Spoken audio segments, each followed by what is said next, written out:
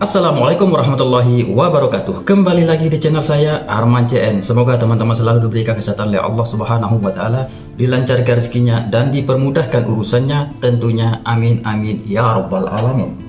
Oke geng, ada satu video yang sangat menarik yang dari channelnya Ika Wulandari Channel geng. Yang dimana kita tahu saudari kita ini berada di Malaysia dan beliau juga sering membantu teman-teman kita atau saudara-saudara kita yang akan pulang ke Indonesia dalam keadaan kosong dan dibuatkan paspor atau SPLP untuk pulang ke Indonesia geng. Dan satu lagi, kali ini geng, beliau ini sedang mewawancarai seorang pemuda atau saudara kita yang ditolak tinggal di Malaysia padahal dia lahir di Malaysia dan ayahnya sudah memiliki IC merah, kalau tidak salah IC merah ya geng. Nanti kita sama-sama lihat videonya. Dan judul video ini, anak soleh penghafal Al-Quran sayangnya tidak punya izin tinggal di Malaysia. Saudara kita ini adalah penghafal Al-Quran geng, tapi kita belum tahu lagi apa penyebabnya beliau ditolak atau tidak punya izin tinggal di Malaysia geng.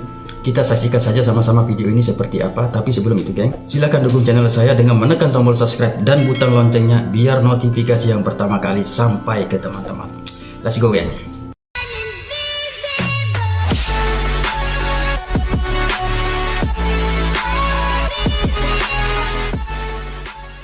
Oke, bismillah.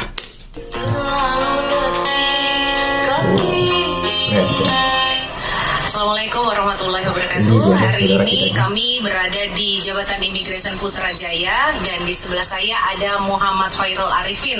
Panggilannya apa nih jadinya? Arifin.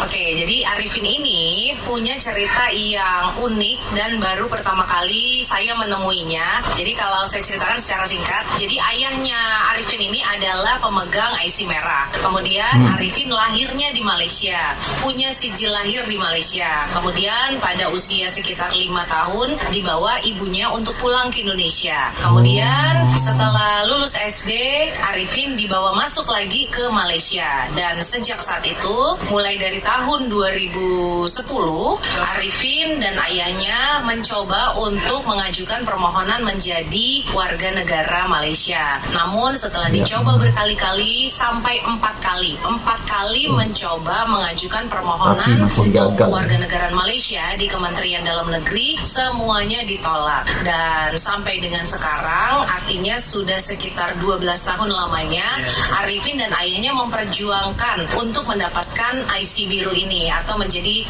penduduk tetapnya Malaysia. Namun ternyata rezeki belum ada dan sampai dengan sekarang akhirnya Arifin menjadi kosongan. Kemudian kemarin Arifin membuat SPLP dan hari ini kita menghadap untuk melakukan pembayaran compound karena biar bagaimanapun akhirnya Arifin ini statusnya tetap kosongan. Begitu ya Arifin ya? Betul.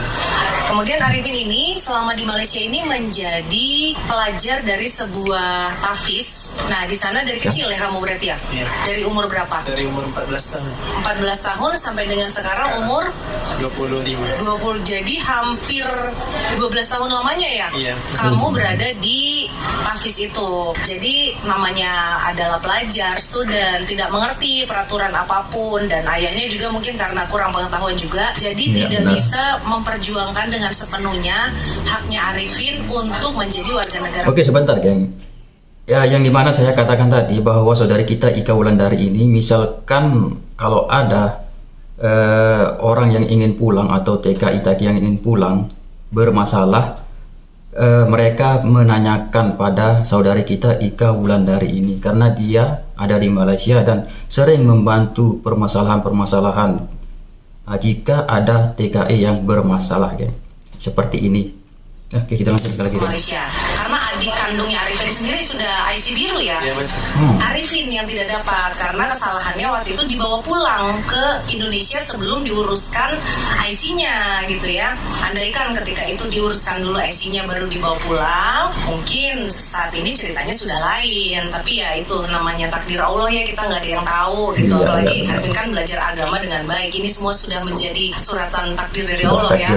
Terus hari ini juga ternyata cukup sulit untuk mengurusnya karena setelah dilihat loh kok lama banget nih ada di Malaysia, mulai dari kecil, lahirnya dari Malaysia lagi, kemudian sudah 12 tahun tidak ada status apapun, tidak ada izin tinggal apapun, dan akhirnya kita membuat surat kronologi, di mana surat kronologi itu pertama kali juga nih saya buat ketika melakukan pendampingan untuk compound penuh ini, di mana di dalam surat kronologi itu ditulis Arifin lahir tahun berapa. Setiap tahun itu kita jabarkan apa yang terjadi terhadap Arifin ini, dan juga ayahnya telah melakukan usaha untuk kewarganegaranya Arifin, semuanya sudah kita tulis, dan alhamdulillah hari ini.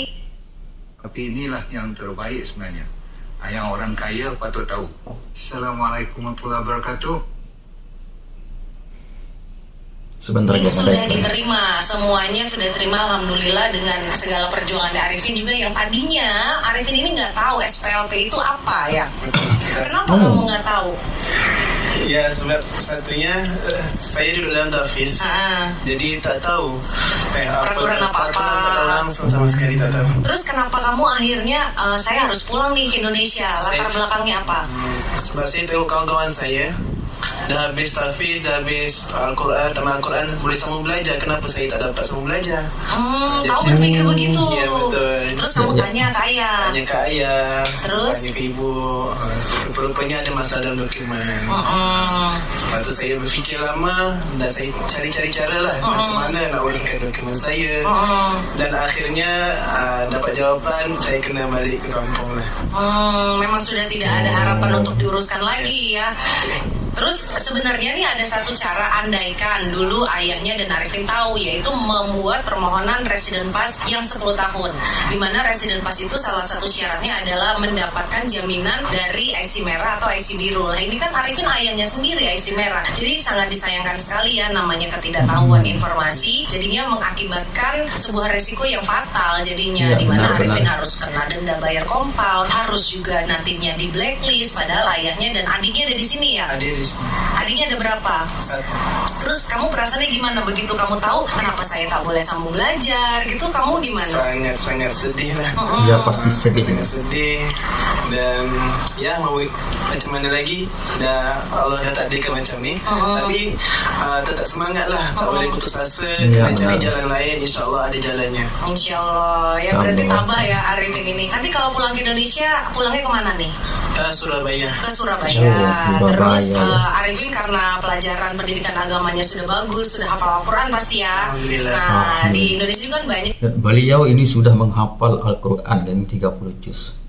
Berarti sudah kepalanya sudah berisi dengan ayat-ayat suci, kan?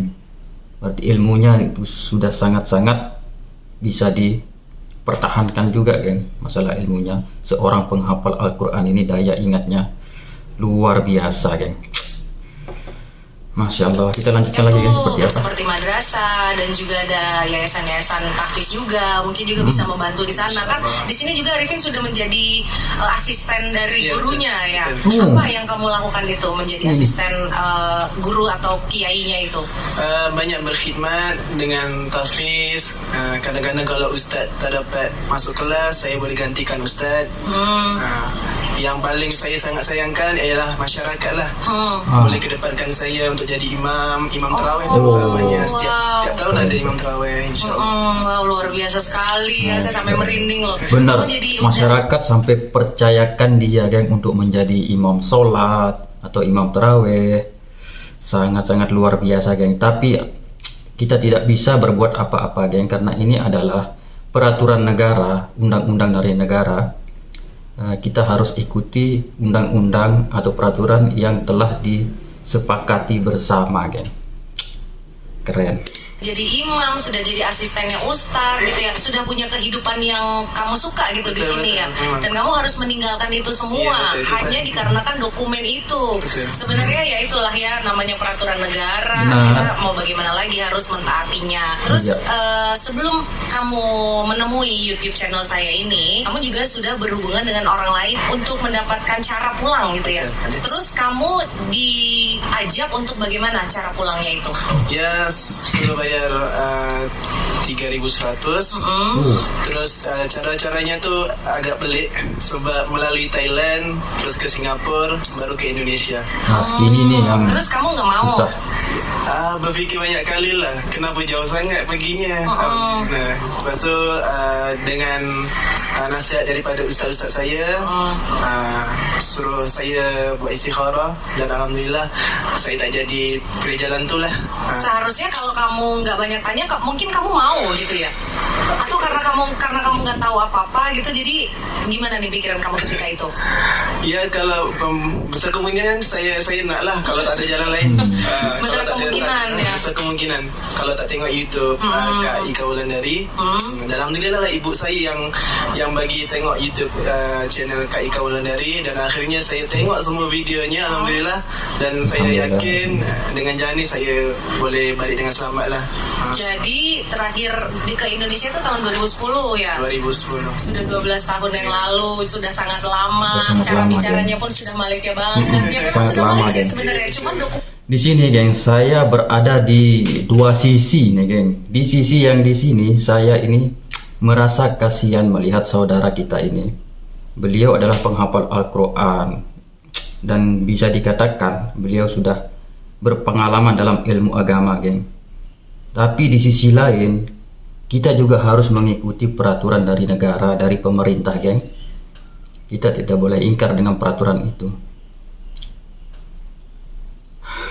dokumennya aja yang nggak ada ya. Jadi si Arif ini pernah diajak untuk pulang secara ilegal ke Thailand dulu, ke Singapura dan lalalala yang lainnya. Tapi alhamdulillah ibunya yang ada di Indonesia malah yang sering nonton YouTube ya. Jadi ibunya yang memberitahu, coba bagaimana nih channel ini. Kalau misalnya yakin, coba tanya gitu ya. Kemudian setelah sampai di sini ternyata memang sudah jalannya dipermudah walaupun ada kendala sedikit, tapi tidak ada masalah sebenarnya. Jadi surat akuan penerimaan sudah ada. Nanti insya Allah seminggu ke depan atau 2 minggu ke depan kita datang lagi ke sini, terus kita langsung pulang ke Surabaya. Amin, insya Allah. Oke, jadi mudah-mudahan nih dari ceritanya Arifin ini bisa diambil hikmahnya ya, bahwa jangan meremehkan suatu dokumen. Walaupun anak itu masih kecil, anak itu masih bayi, jika tidak diurus, akibatnya akan di kemudian harinya seperti yang Arifin alami di masa depannya, akhirnya susah mengurus dokumen dan lain-lain. Jadinya kalau Anda punya anak yang lahir di Malaysia nih, sejak kecil harus Anda perhatikan dokumennya, karena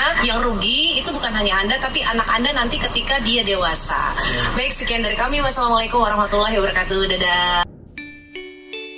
Ya geng, itulah videonya dari saudari kita Ika Wulandari channel, geng.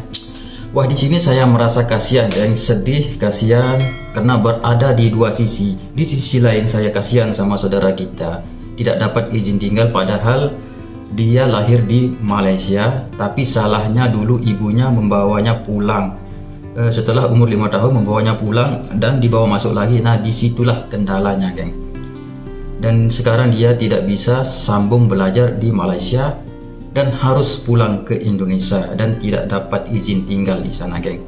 Yang dimana kita tahu tadi saudara kita ini adalah penghafal Al-Quran dan juga beliau sering dipercaya oleh orang-orang kampung di sana untuk menjadi imam sholat, imam tarawih. Tapi yang namanya peraturan dari pemerintah yang disepakati bersama, peraturan negara itu harus kita taati, geng. Apapun itu kita harus taati. Ya kasihan sih, kasihan, geng. Tapi mau gimana lagi, saudara kita ini harus pulang ke Indonesia bersama Ika Wulandari. Seperti yang saya katakan tadi, bahwa saudari kita ini adalah orang yang sering membantu saudara-saudara kita yang ada masalah di Malaysia dan membuatkan dokumen-dokumen penting lainnya. Oke, geng, sampai di sini saja video saya. Seperti biasa kita akan berjumpa lagi di video-video saya yang selanjutnya. Jaga kesehatan teman-teman. Assalamualaikum warahmatullahi wabarakatuh.